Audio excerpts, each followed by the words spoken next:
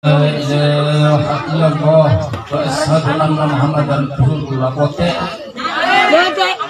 si Bali si masalah ke harga je modal sebagai keluarga kan nggak enak kalau didengar masalah begini.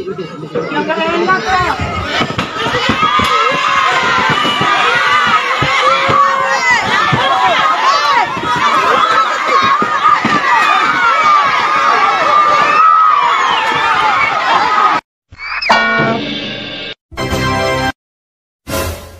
Assalamualaikum warahmatullahi wabarakatuh. Selamat datang kembali di channel Alan Sodi 12 dan terima kasih sudah berkunjung ke video ini guys. Bagaimana kabar kalian sobat? Semoga kita selalu dalam lindungan Allah Subhanahu wa taala. Selamat datang di segmen Deso, drama sosial episode 4. Seperti biasa guys, di setiap akhir bulan kita akan membahas berita-berita yang lagi viral di sosial media. Nah, berita apa yang lagi viral di media sosial kali ini? Yuk nggak usah basa-basi, mari kita bahas-bahas ini dia. Check this out.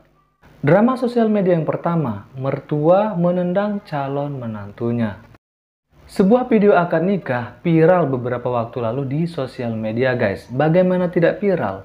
Sang calon mertua menendang calon menantunya pada saat akad nikah sedang berlangsung guys. Alladzi la ilaha illa huwal hayyul qayyum wa atubu ilaih. Asyhadu an la ilaha illallah wa asyhadu anna Muhammadar Rasulullah. La ilaha illallah Muhammadur Rasulullah.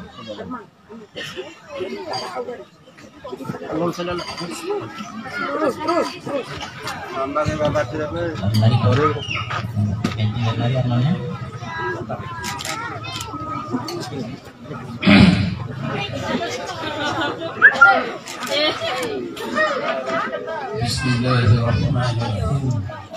Astagfirullahaladzim. Astagfirullahaladzim. Astagfirullahaladzim. Alladzi la ilaha illa huwal hayyul qayyum. Asyhadu an la ilaha illallah wa asyhadu anna Muhammadan rasulullah. Aku si Bali si masalah ke harga je modal sebagai keluarga kan nggak enak kalau didengar masalah begini. Nggak enak lah.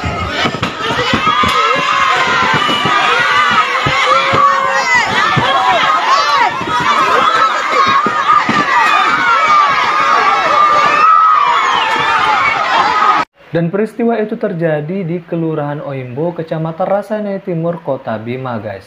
Pada saat itu sang calon mertua sedang mengucap dua kalimat syahadat. Namun di akhir kalimat dia mengucapkan kata bote, yang berarti kalau diartikan ke dalam bahasa Indonesia menjadi monyet guys, atau berarti monyet. Nah, setelah mengucap kalimat tersebut dia pun beranjak dari duduknya dan menendang sang calon menantu. Penyebab sang calon mertua menganiaya si mempelai pria dikarenakan pada saat itu ada perkataan dari keluarga si mempelai pria yang menyakiti dan menyinggung perasaan sang calon mertua. Sontak, perbuatan sang calon mertua membuat suasana di tempat tersebut ricuh guys, ribut. Dan sehingga akad nikah pada saat itu harus ditunda.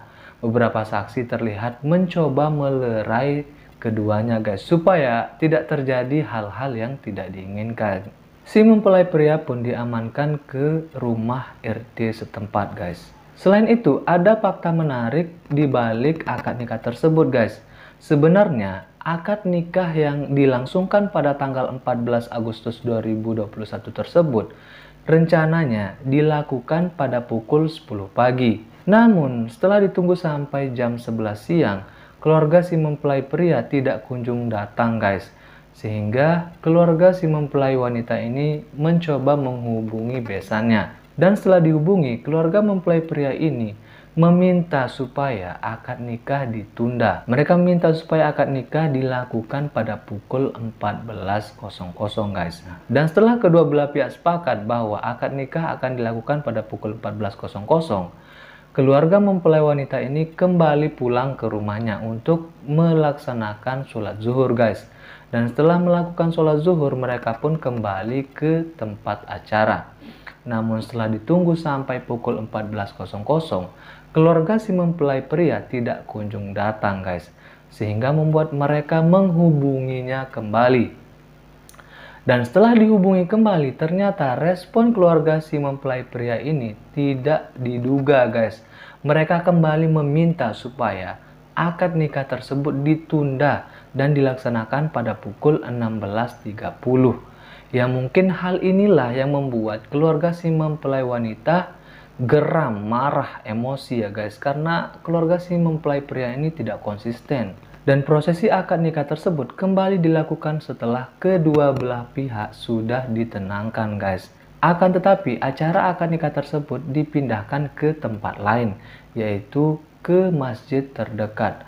Dan dikawal oleh aparat kepolisian, Babin Kaptipnas dan Babinsa, supaya tidak terjadi hal yang tidak diinginkan. Drama sosial media yang kedua adalah seorang balita ditemukan di samping mayat neneknya. Baru-baru ini sebuah peristiwa yang memilukan menimpa seorang bocah yang berinisial J guys. Pada saat itu ia ditemukan di samping neneknya yang sudah meninggal. Dan hal tersebut makin menyayat hati dikarenakan bocah J ini ditemukan setelah 3 hari guys. J ini diasuh oleh seorang neneknya yang berinisial OT berusia 64 tahun guys.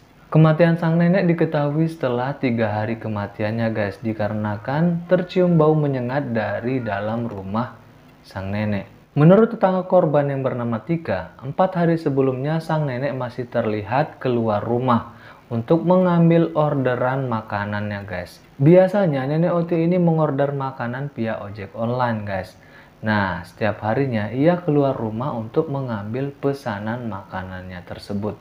Namun setelah itu menurut Tika, dia tidak lagi melihat nenek OT keluar rumah. Dan hal yang cukup mencurigakan baginya adalah biasanya di depan rumah nenek OT ini terdapat sampah yang menumpuk. Namun sudah 3 hari di depan rumah nenek OT ini tempat sampahnya itu kosong melompong guys. Hingga pada puncaknya dari dalam rumah nenek OT tercium bau busuk yang sangat menyengat. Sehingga menambah kecurigaan para tetangga korban. Sehingga membuat Tika dan warga-warga lainnya melaporkan kejadian tersebut kepada RT RW setempat. Kemudian RT RW setempat melaporkan hal tersebut ke Kapolsek Gading guys. Nah, setelah anggota Kapolsek Gading tiba di rumah nenek OT, mereka pun mendobrak pintu rumahnya supaya bisa masuk ke dalam guys. Dan setelah berhasil mendobrak pintu tersebut, mereka pun masuk dan mereka dibuat terkejut dengan pemandangan yang ada di depan mata mereka. Mereka melihat mayat nenek OT sudah terbujur kaku membusuk biru guys.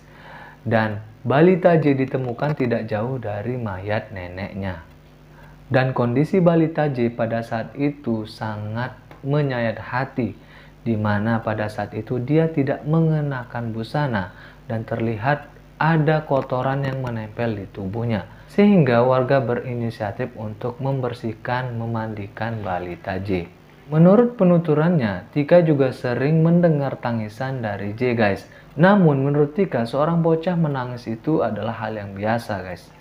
Jadi tidak ada firasat apapun yang dirasakan oleh Tika. Ternyata sebelum ditinggal meninggal oleh sang nenek, balita J sudah terlebih dahulu ditinggal oleh sang ibunda guys. Ibunda balita J meninggal dunia pada bulan Agustus lalu. Sehingga sekarang ia menjadi seorang yatim. Dan untuk ayahnya, ayah dari J ini adalah seorang yang berkewarganegaraan Belanda guys. Dan kini ayahnya tersebut memutuskan untuk menetap tinggal di Belanda. Kemudian balita J dibawa ke puskesmas untuk menerima perawatan guys, supaya kondisi tubuh balita J cepat pulih. Dan untuk neneknya, mayatnya dibawa ke RSCM untuk ditangani lebih lanjut.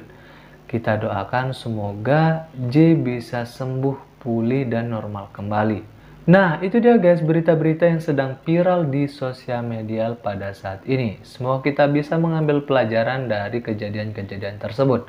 Dan jangan lupa dukung terus channel ini supaya lebih berkembang dengan cara klik subscribe dan tekan notifikasi lonceng supaya teman-teman tidak ketinggalan video-video menarik dari saya. Oke guys, sampai bertemu di video selanjutnya. Wassalamualaikum warahmatullahi wabarakatuh.